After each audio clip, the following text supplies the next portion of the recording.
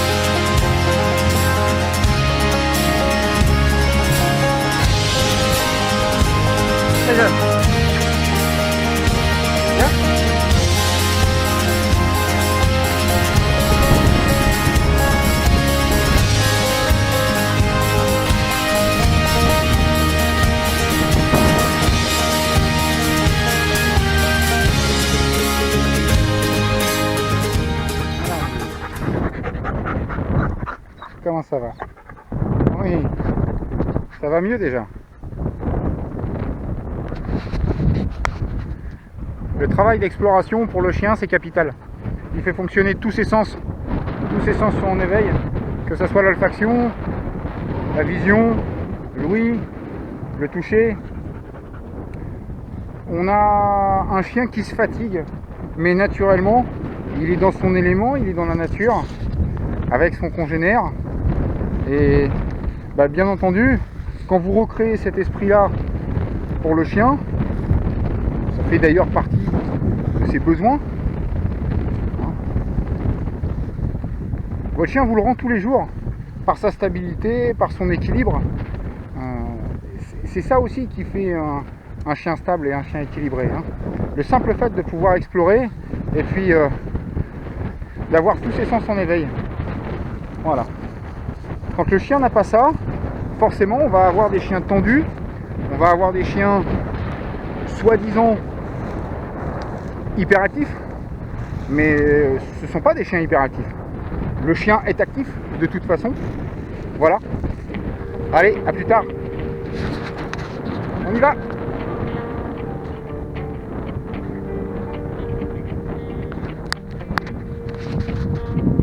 Days pass so fast.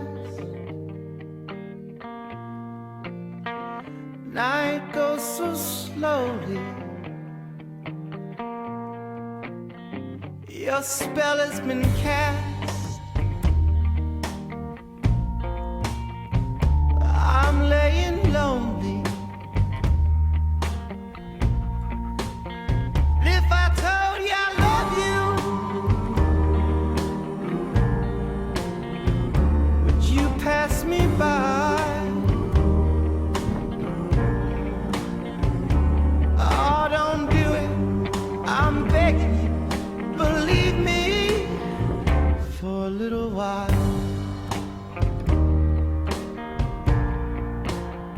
I was born to love,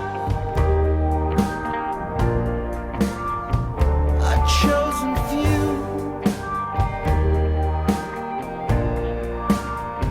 The stars up above, my mother and you. Come to me, honey, don't you run and hide.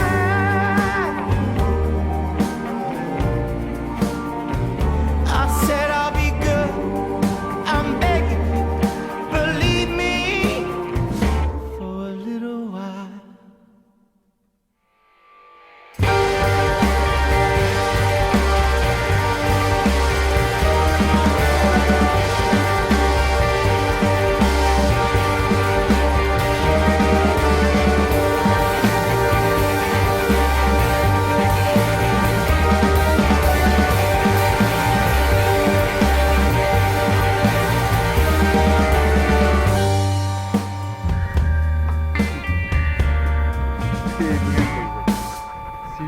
Alors les amis, elle est pas belle la vie? Elle est pas belle la vie? The Tu night restes. goes so slow.